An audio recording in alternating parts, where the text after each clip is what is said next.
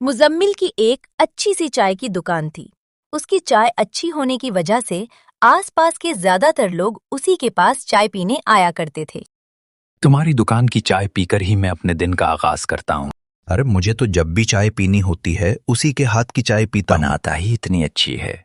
बोलो क्या नहीं होता। उसकी चाय में क्रिक ताजा और सुस्ती उतार देने वाली चाय बनाता है ये। मुजम्मिल की दुकान बहुत ही अच्छी चल रही होती है। इस वजह से उसकी कमाई भी बहुत अच्छी हो रही होती है। मुजम्मिल के साथ सिर्फ उसकी बीवी रहती है।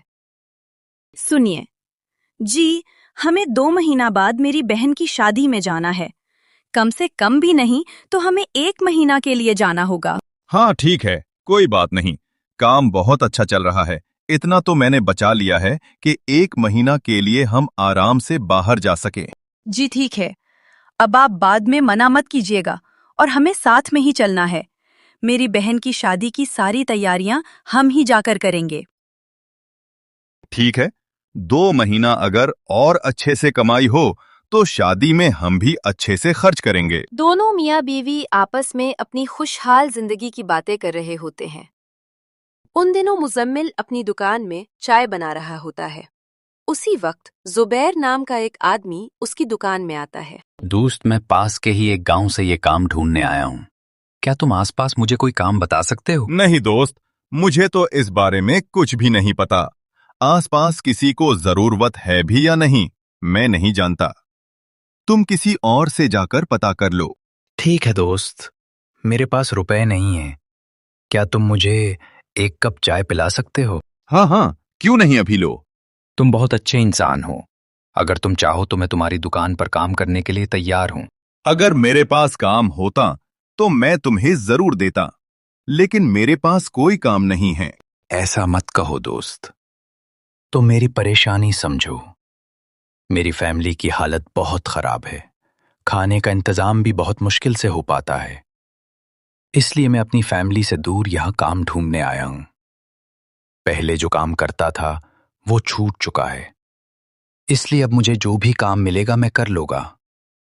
तुम मुझे अपनी दुकान पर काम दे दो। मेरी तो बस ये छोटी सी चाय की दुकान है, उसमें अगर तुम्हें भी रख लोगा तो फिर तुम्हें देने की बाद मेरे पास कुछ खास नहीं बचेगा।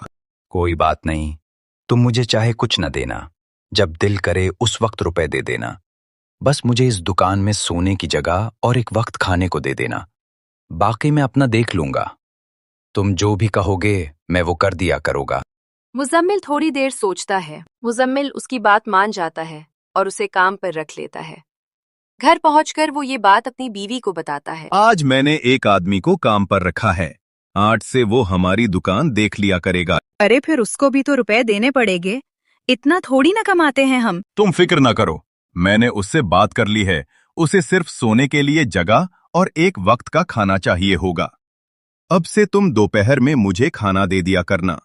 वो वही खाना खा लिया करेगा और रात को दुकान में सो जाया करेगा। लेकिन ऐसा करने की जरूरत क्या है? वैसे तो कोई खास जरूरत नहीं है, लेकिन जब तुम्हारी बहन की तरफ 1 महीना के लिए हम जाएंगे तो दुकान बंद रहेगी। उस वक्त दुकान से कोई कमाई नहीं होगी। ऐसे में अगर जुबैर होगा तो दुकान वो देख लिया करेगा और इस तरह हमारी दुकान की कुछ न कुछ कमाई हो जाया करेगी। हाँ फिर ठीक है, लेकिन भरोसे का तो इंसान है ना, किसी अनजान को तो नहीं रख लिया आपने? हाँ, ये तो मैंने सोचा ही नहीं। उसका घर कहाँ है? उसने कुछ भी नहीं बताया है। मैं उससे कल ही ये सब पूछ लूंगा। हाँ बिल्कुल, इंसान के बारे में जानना भी तो जरूरी है।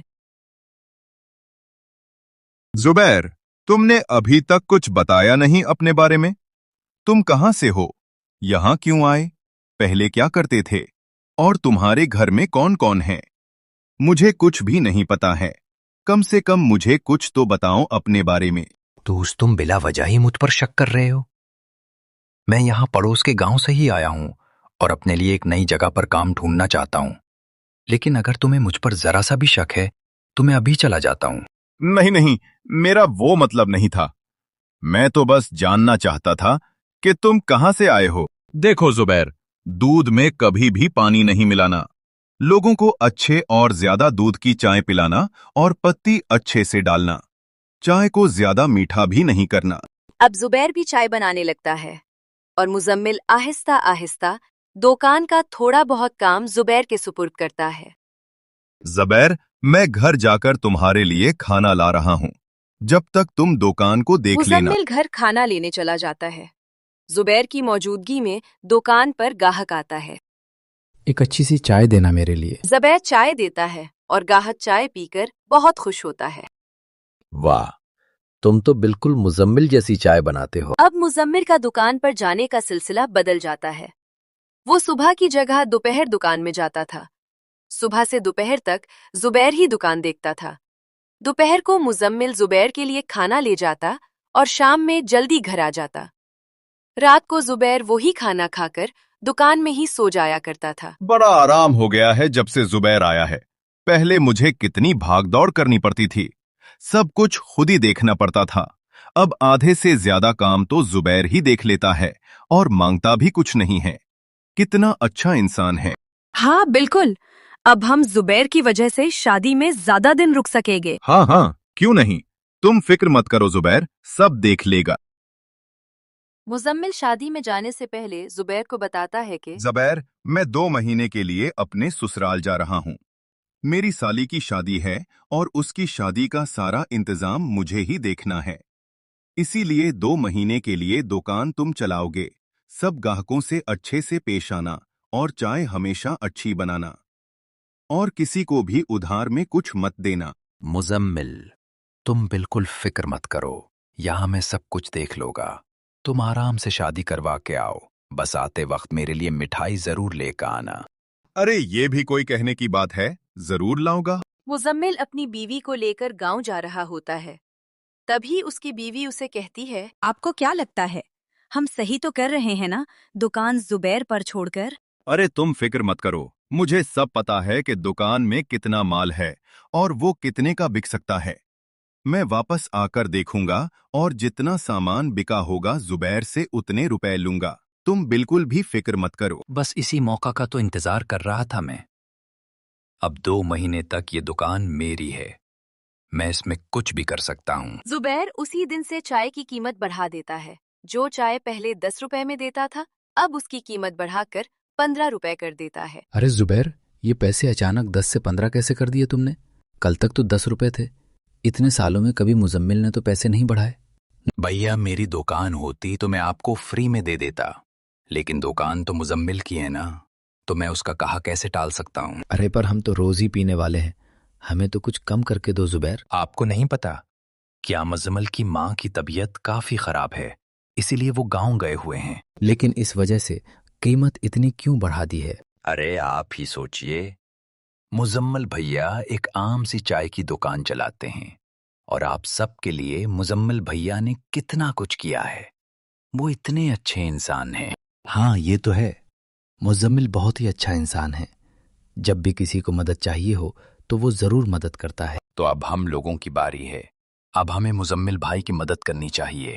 اگر ہم زیادہ قیمت دے کر کچھ دن چائے پی لیں تو مزمل بھائی کی مدد ہو جائے گی۔ پھر میں اچھا تو یہ بات ہے، پھر مجھ سے تم 15 کیا 20 روپے لے لو۔ مزمل کے لیے تو ہم کچھ بھی کر سکتے ہیں، وہ کتنی بار ہماری مدد کر چکا ہے۔ گاہک اس کی دکان پر چائے پینا جاری رکھتے ہیں۔ اب سب کچھ اسی طرح چلتا رہتا ہے۔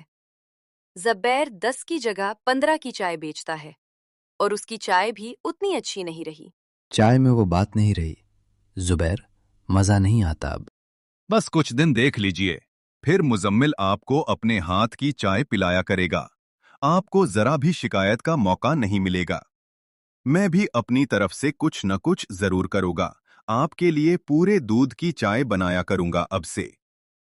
خیر ابھی آپ یہ بسکٹ کھائیں۔ چلو کم سے کم ناشتہ تو اچھا ہو جایا کرے گا۔ اب 2-3 دن میں مزمل اپنی بیوی کے ساتھ آنے والا ہوگا۔ اب میں چلا جاتا ہوں، کیونکہ واپس آ کر اس کے ہوش اڑ جائے گے۔ مزمل کے آنے سے پہلے ہی زبیر وہ دکان بند کر کے چلا جاتا ہے۔ اب لوگ اس کی دکان پر آتے ہیں اور دکان بند دیکھ کر لوٹ جاتے ہیں۔ کچھ دنوں میں مزمل بھی لوٹ کر آتا ہے اور دیکھتا ہے کہ اس کی دکان پر تو تالا لگا ہوا ہے۔ وہ چوک جاتا ہے۔ زبیر تو کبھی بھی دکان پر تالا نہیں لگاتا تھا، वो दुकान के अंदर ही सोता था, तो ताला लगाने वाली क्या बात है? क्या पता वो कहीं बाहर गया हो। मुजम्मिल आसपास पता करता है तो उसे पता चलता है कि जुबैर 2 दिन पहले ही दुकान बंद करके कहीं चला गया है। लेकिन वो बगैर बताए कहाँ चला गया? अब ये तो वो बताकर नहीं गया। तुम बताओ, तुम्हारी माँ की तबीयत अब कैसी है? मेरी माँ की तबीयत? हाँ बिल्कुल, जुबैर ने बताया था कि तुम्हारी माँ की तबीयत ठीक नहीं है और इसीलिए तुम गांव गए हो। लेकिन मैं तो अपने ससुराल गया था। क्या? लेकिन जुबैर ने तो हमें ये नहीं बताया, और उसने तो चाय की कीमत भी बढ़ाकर 15 रुपए कर दी थी कि तुम्हें पैसों की जरूरत है। दुकान खुलने पर वो देखता है कि दुकान तो खाली पड़ी है। अरे मेरी दुकान खाली कैसे है? इसमें तो इतना सारा सामान था, अब ना तो बिस्किट नजर आ रहे हैं, ना नमको नजर आ रही है। पूरी दुकान खाली कैसे हो गई? सब बहुत सारा सामान लेकर जाते थे और रोज चाय पीते थे। चाय वो भले ही बेसवाद बनाता था, लेकिन सिर्फ 2 महीने की बात थी तो हमने वो चाय बर्दाश्त कर ली और सोचा कि हमारे पैसे देने से तुम्हारी कोई मदद भी हो जाएगी। देखा भाई, किसी पर हद से ज्यादा भरोसा नहीं करना चाहिए, और खास तौर पर अपने पास काम करने वाले लोग तो भरोसे के ही होने चाहिए। किसी अनजान इंसान पर अपना काम छोड़कर ऐसे नहीं जाना चाहिए। मैंने आपसे पहले ही कहा था कि ऐसे किसी भी इंसान पर भरोसा नहीं किया जा सकता। आपको थोड़ा होशियार रहना चाहिए था। वो हमारी अच्छाई का फायदा उठा गया है। खैर, अब परेशान मत हो। आपने इस दुकान को उस वक्त बनाया था जब आपके पास कुछ नहीं था। अब आपके पास घर और भी बहुत कुछ है। हम इस दुकान को दोबारा खड़ा करेंगे। मैं आपका पूरी तरह साथ दूंगी। सिर्फ एक वक्त का खाना मांग रहा था, लेकिन जाते जाते सब कुछ ले गया।